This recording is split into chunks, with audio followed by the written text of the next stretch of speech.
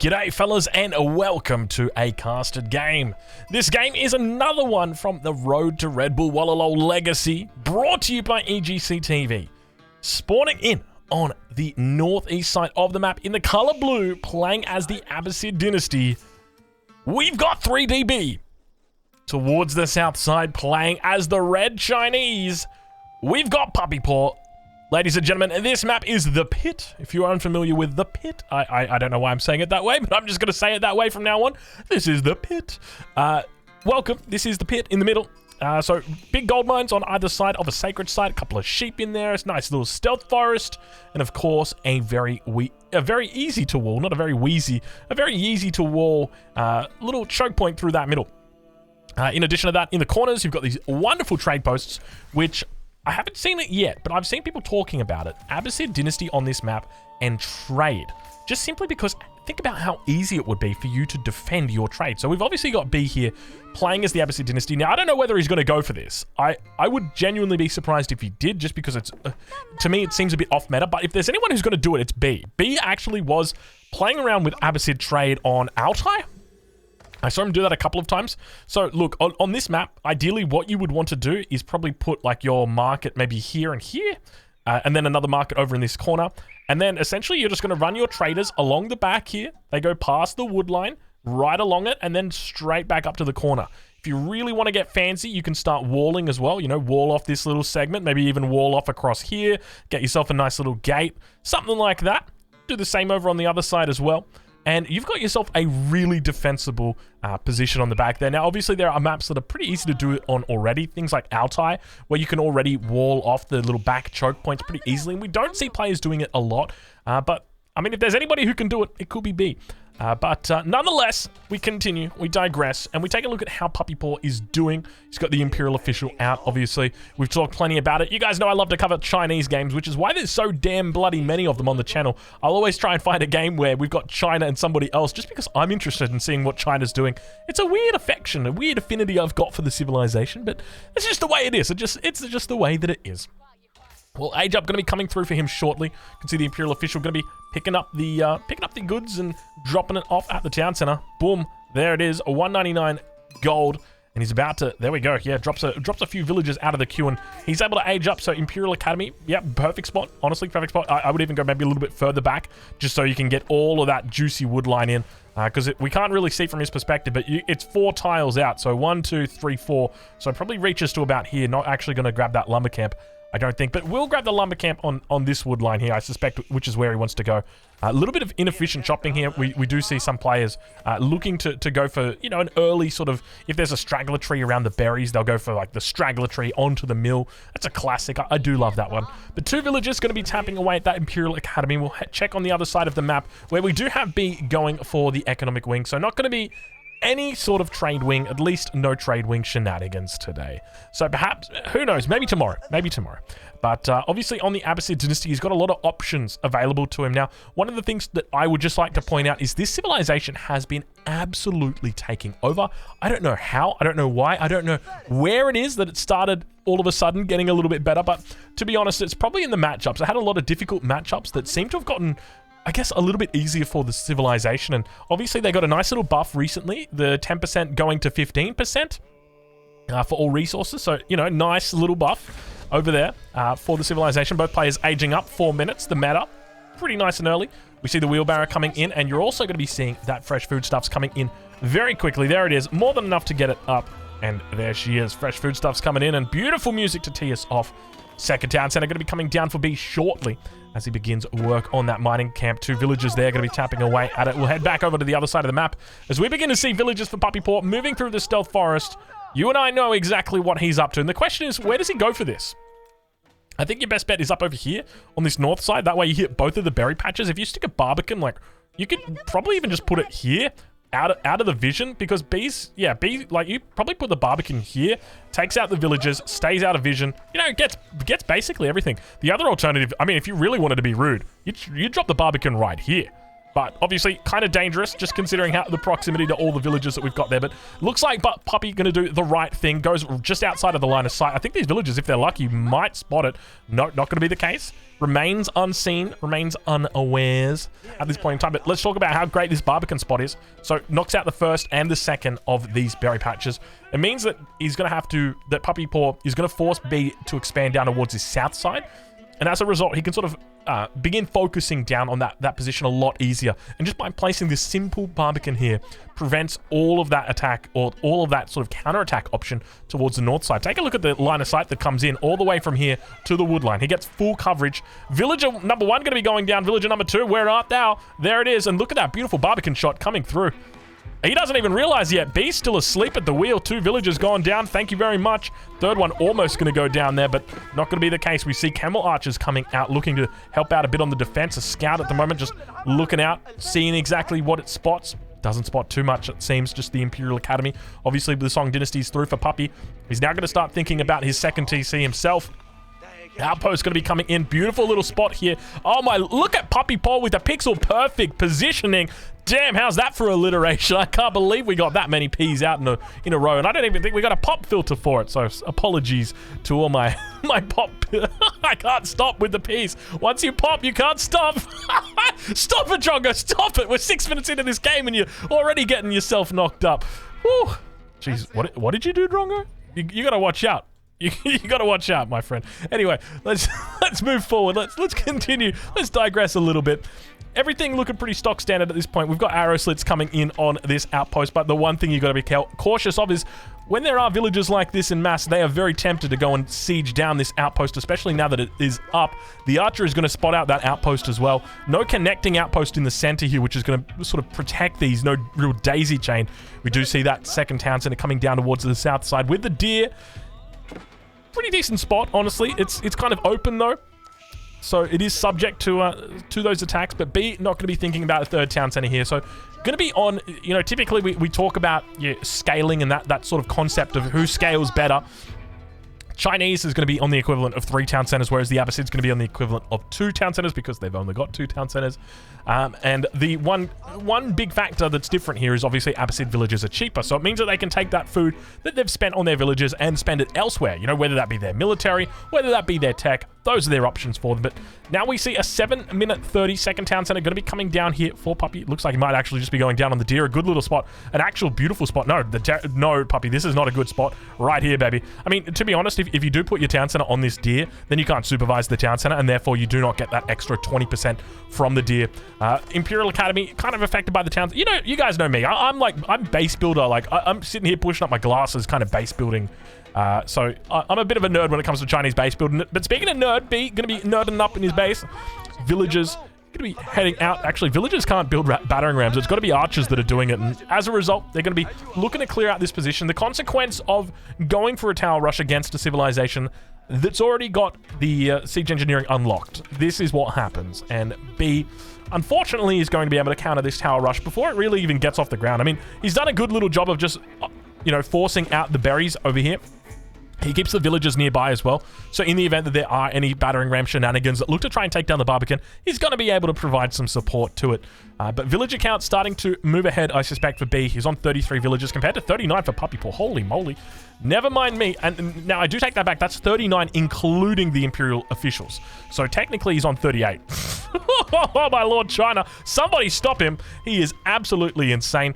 Now, one of the changes that I've wanted to talk about, or one of the impacts of the changes that I haven't really talked about, I've wanted to talk about as the battering ram moves in with the archers inside, is that, okay, so obviously you guys are aware of the change to the Imperial Academy. I talk about this every single game with China. So what it means is that you get your Imperial officials out faster. And because your Imperial officials are out faster now, because before you would kind of delay them because it's like, well, do I really need my 3rd Imperial official right now? Do I really need my 4th one out now? Well, because of that, so the way that it used to work is you were like, all right, I'm going to have 1 Imperial official on the mill, 1 on the wood, on the lumber camp, and then like maybe 1 on the archery range, that sort of thinking. And it would mean that you always had, you know, basically tax would really start to build up. What we're seeing now is that Chinese players, the tax in their buildings is getting cleaned up a lot earlier than what it would typically. And as a result, it means that because that's happening, we're starting to see more gold in for Chinese players earlier. And as a result, it means that I suspect we're going to start seeing, you know, as you can see, 6 villagers out here on gold. I suspect that for like future Chinese players, you might see, you know, 3 or 4 villagers out on gold early. But other than that, it's just going to be, you know, like, it'll all be from Imperial officials. Those guys have got insane tax collection rates, especially if you can combine it with a thing like an Imperial Academy, which is at the moment buffing up. It's not buffing up this archery range, but it's buffing up the archery range here, the lumber camp, the mill, the archery range, and the barracks on the backside. In fact, he's got 3 archery ranges, single racks. Interesting strategy. Chokanu going to be coming out here, catching the camel archer, taking it down before any real damage gets done. We do see that looks like a villager was taken out. My mistake. So we did manage to scrub out 1 villager there. Another villager on the front line was taken out as well. Looks like the battering ram did get taken out, and with that, the archer's going to be regrouping and looking to build a second one. 3rd town center now coming down as well for B here. I suspect, yeah, this TC's been up for a while. He's sitting on 50 villagers at the moment. Let's compare that over to where Puppy Paw is on. Puppy on 56 with the 4 IOs as well. So when it comes to scaling, these guys are scaling at the same level. Like, if you're looking at a graph, and right now it kind of looks a little bit like they're heading up in the same direction, they are identical. That's the best way to think about it. But now the Chokunu beginning to fire off on those unarmored horsemen. I mean, they got 2 armor, but they don't have that +1 yet, and that's really going to hurt them, especially once that +1 comes through for Puppy Paw. So on the defense, B is going to be, he continues to mass up those horsemen. Do we see, let me check. We see a House of Wisdom. I don't think we actually see a blacksmith out from him yet. There's the blacksmith coming down. He realizes how important it is. He says, well, hold on a minute. That's a lot of Chokunu. I'm going to probably need to get some armor in the house.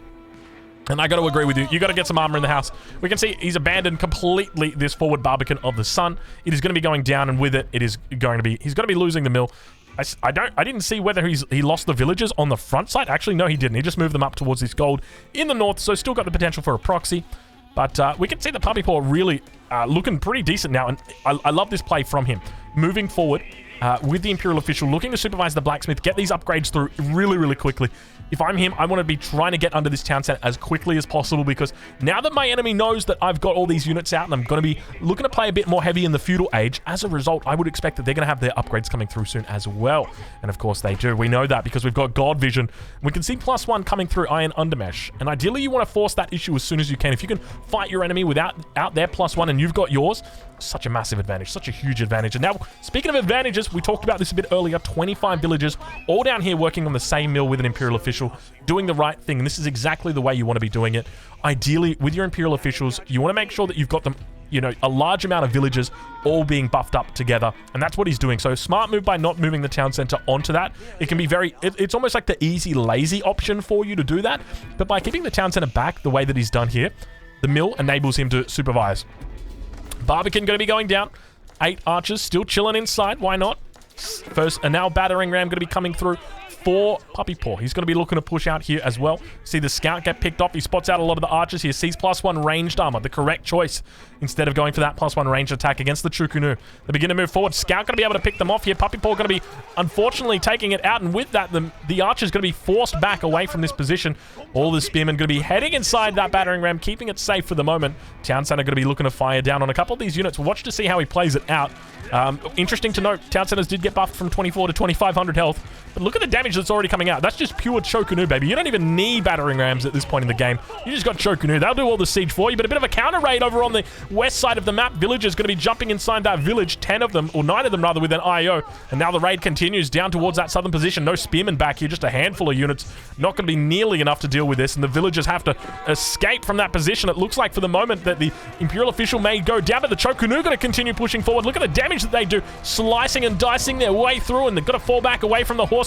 Needs to try and get back towards these spears, and the villagers going to be popping out. Now at the same time the spears pop out. Everybody's popping out of everything, just looking like it was looking like it was my son's birthday. There was just popping everywhere. Whoa, Chongo, you watch it, man. Jeez, this has been a wild one, hasn't it? I mean, with the exception of the boar over here, it couldn't really get much wilder than that, could it? But now the cleanup crew coming through. The little raid that before was happening in the base of Puppy Paw looks to reconnect with its misconnection from earlier. Horseman coming in with that +1 ranged armor. Not enough spearmen here, unfortunately. He wasted a lot of them. They followed through all those units and unfortunately ended up going down. And now Puppy Paw is definitely on the back foot, it seems. We'll check in with the village account and see how he's doing it. Sitting on 85 villagers, 2 town centers for the moment. Obviously, 4 Imperial officials. He's maxed out in that regard. Over on the other side of the map, we see 77 villagers for B, so pretty even Stevens at this point. Always consider that extra 20% from the Imperial officials always going to be stacking up and hard to counter for, or hard to adjust for, hard to account for. Let's go with that one. That's probably the best one. But at this point in time, I mean, Puppy Paw are doing the right thing. Realistically, he's just got to be a bit more careful with his spearmen. Ideally, you don't want to be losing those spearmen unless you have to be fighting up against those horsemen. Ideally, your Chukunu should be front-lining, and they should even be front-lining when you're getting attacked by the horsemen. It's only once you're once you're really getting surrounded that the spearmen should come in, because they just get picked off so easily. And speaking of getting picked off easily, Battering Ram getting picked off by the wolf. No, don't do it, Warwick. Warwick, the wolf, takes him down and looks to... Good work, Warwick. And now it begins work on the next target, the villager. Yes. Sorry, Warwick. Villagers moving forward for some berries in the center of the map. Unfortunately, going to get taken out here. Interestingly, some more berries over on this west side that he probably could have snuck out if he was... Yeah, there we go. There we go. That's what I'm talking about. A little bit of a sneaky villager run. I do like it. Gets the outpost down as well. Might be thinking about that first. We see the double outpost come up. I'm not even sure if Puppy Paw realizes exactly what happened. We'll have a look and see whether he's got units moving in that direction as the granaries begin coming up. First one coming down. Second one also coming down. Remember, the Chinese have been buffed up with the granaries recently. The prices decreased from 250 to 150. That's correct. We've got a discount. We've got a 40% discount on granaries for this patch, and this patch only. There is a fire sale on granaries. Do not worry. They'll be back to 250 on the next patch for sure. China cannot stay this strong for this long. Oh, Drongo, you are having too... I'll be honest, guys. I'm having a great cast. This is very enjoyable. Oh, my lord. I'm having a great time today. You know, I feel like these unhinged casts are a little bit more fun than just like your standard casual cast. If I'm casting right now for EGC TV, you know, I'm on my best behavior. I'm not talking about birthing children. I'm not talking about, you know, popping or anything. Oh, God.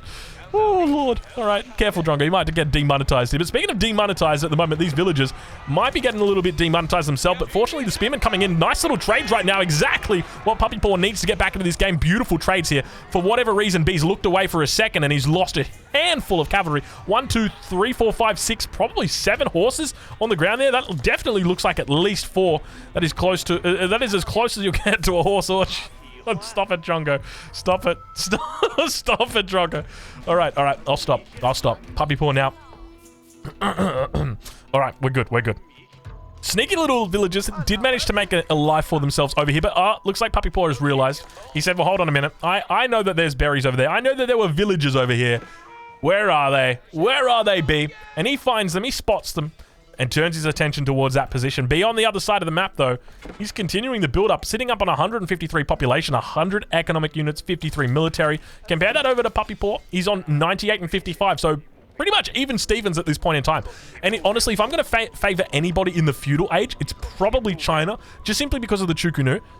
Typically, the Abbasid dynasty love to play into this composition with the camel archers, but the Chokunu absolutely wreck through them. It is not even a match. It is just complete destruction. Chokunu got to be careful here. A couple of their brethren towards the north getting picked off. He needs to focus down the horseman. Indeed, he does. First one taken out. Second one dropped down. Battering ram moving forward. He's not going to be focusing that down. And look at him begin to work through those archers. So much damage. And now you see the true power of China beginning to unravel upon your units. Horseman doesn't even stand a blink in the eye of the Chukunu. Battering ram continues to move forward, needs to be careful, and you can hear those. You can tell they're Abbasid archers just because they scream so cowardly when they die. Yeah, China gonna take you down, boy. And he takes them down pretty well. You can see the battering rams. I love the way they've moved their battering rams towards the army. But over on the other side of the map, villagers going to be popped out. Archers chasing away the spearmen. And with that, the villagers going to be able to take out the battering ram before the outpost goes down, forcing away those archers. Very decent trade here for Puppy Paw. He's going to continue to push forward, but he's got to be careful. The horsemen are going to be coming down, and unfortunately, this amount of horsemen should be more... Never mind. Chokunu just doing Chokunu things, managing to clean up the 2 horsemen quite easily, and you can see the power, the true power of China right now. I want to see how much productions Puppy Paw actually got. He's got 7 archery range. Look at the amount of units that are coming out. He is going for the 200 pop feudal. That's my suspicion right now. It definitely seems to be the case as this 3rd town center may be going down to those archers. Yeah, just let it go, boys. Just...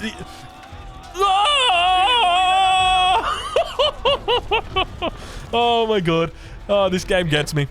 B going to be on the defensive, though. You can see he might be working towards a bit of a castle age. He's got 10 archers in the queue at the moment. We'll have a look what he's running. 5 archery ranges, 5 stables. So just that classic composition. Just not enough spears out at the moment. My main fear is Puppy Paw, if he gets cleaned up by a huge amount of horsemen, then he just gets camped on. That's gonna be the main issue that he's gonna have. So needs to be careful with these little pushes here to have enough spearmen with him. But fortunately, if you can build those tribune up to a decent amount, you can one-shot the horsemen. But unfortunately, you can only really one-shot one at a time. So it makes it a little bit... Outpost gets burnt down. Interesting. Over on the north side, though, Puppy Paw going to be losing out map control. You can see he's got outposts up here, but you can't help but feel like it's a slowly losing battle as more units move up towards that west side. Trying to take it out. Villagers up towards the north, continuing to work down that gold mine. Super smart move here. In the middle of the map, more gold is being secured. Units did go down on the south side. We head back up to this northern position. Villager count 121 for Puppy Paw, compared to 120 for B. B now thinking about the third age. We're 20 minutes into this game and players looking to play a 200 population feudal. Don't mind if I do, baby. And now we get to see the true power of China. It is the 200 pop feudal. You guys want to know how I beat the Viper? It was with China in feudal. 200 pop, baby. That is how you do it. And the reason why 200 pop China feudal is real and can hurt you is because with China, you're reactive. If your enemy makes a TC, you make a TC. If your enemy ages up, you age up. Otherwise, you just have to make units because you will die otherwise. And so now we see, you know, this is the reality of China, the 200 pop feudal. They have to be making units non-stop, otherwise they will die. And now we see it. But at the same time, B is going age 3. We know that much. And with Abbasid, obviously, they've got access to that siege engineering that's already through and have access to the mangonel. So I wouldn't be surprised if we do potentially see a mangonel getting made immediately. Puppy Paw going to be careful not to overextend up towards the north. He's got more and more units out sieging at the moment. A wall going to be coming up. Looks like it's just going to be palisades for now. Obviously, can't make the stone walls until age 3. We are playing tournament rules here. The developers are actually yet to make that change. Is that we got a little bit of a raid through? Look how much wood chopping has come through right now for Puppy Paw. The 200 feudal. I mean, he's almost there. He's almost there. B reaches the castle age. Let's see exactly how Puppy Paw reacts. I would suspect he just market trades out a whole bunch of wood if he's got a market. He might not actually have one. Imperial examinations coming through as well as textiles. It's going to take some time. But now look at China. I mean, no gold at all in the bank for him. He's really trying his best to scrounge together all he can, but that push going to fizzle out over on the east side up towards that northern position. It looks like the wall going to be interrupted. Puppy Paw going to have to fall back away from this position. Looks like B, or rather B going to have to fall back from this position. Puppy Paw going to be scouting it out. Villager doesn't manage to die. He's got that +1 armor. Tries his best to get that wall up. Not going to be successful. And with that, Villagers now going to be under pressure in the middle of the map. But with that, does the army from the center look towards the top? It doesn't seem like it, at least not at this point. I suspect he's going to be calling units up here. More battering... No, that's... Yeah, more battering rams coming down. So not going for a mangonel. Battering ram going to get taken out by the Chokunu. One of the interesting interactions I failed to mention as well is with the battering health going from 700 down to 420, it buffs the Chokunu massively because now they need to do... What is it? What does it work out? Like, realistically, it's now a... They have to do only 60% of the damage that they used to before. Well, guess what? They were always doing one damage a shot. So now they just require 40% less shots to kill a battering ram. Beautiful buff. Thank you. Thank you so much, Relic. Puppy Paw now going to be reaching the castle age. It is happening. Where is that landmark? Let's see if we can find it. Is it up towards the north? Nope, it is not. There it is. It's down towards the south. Astronomical clock tower coming in. The 200 pop Chinese feudal. Let's get a picture of exactly what that looks like. Isn't that beautiful? Oh my lord. It is absolutely gorgeous. It is a sight to behold. The 200 pop Chinese feudal. Well, Puppy Paw's made it up to the castle age, but my fear right now is that he's not going to be able to get his upgrades in time. He should be supervising this archery range. He should also be looking to supervise his blacksmith and making sure he gets his +2 ranged attack in as quickly as possible. That's going to help him out in this matchup a huge amount. Guarantee he's got that extra damage to deal with the knights, but the mangonels come out, so he's going to have to start thinking out springles as well. You can see he's got knights and crossbows in the queue, but I can't help but feel that that might not be enough in this position. B going to continue pushing forward. Mangonel just going to get taken out by... Who needs springles, baby? We got Chukunu. They're going to be coming in force, and now Puppy Paw continuing to fight it out. He's going to be moving on to the farms, though, and with this, villager count 146 versus 141 rather. Both players just looking to go absolutely balls to the walls here, but Puppy Paw going to be careful because B is pushing in, and he might be on the kill right now because with this production, next comes, you guys know the story, first comes production, second comes the farms, third comes the baby in the baby carriage. Wait. That's okay. But anyway, you guys get what I mean, right? And now we've got palisade walls coming up on the north side for Puppy Paw, but my fear is down here. There's just not enough units, not enough production. I mean, there's plenty of production, but where is Puppy Paw's? He's got so much money in the bank as well. Puppy Paw, where is all your... What are you doing? Is Puppy Paw disconnected right now? He's got 7 villages in the queue, 6 village... Is this a disconnect? What has happened for Puppy Paw? He's not reacting to the units. Has he just called it quits? Is he just typing GG out right now? Is he just typing a really long GG message? It's not looking good for Puppy Paw. Good game gets called. He indeed was. He must have been typing good game. I like China, but unfortunately, Abbasid is better, ladies and gentlemen. Who knew Abbasid was this damn strong? They're looking very good, very competent. We'll catch you guys in the next one. Thank you so much for watching.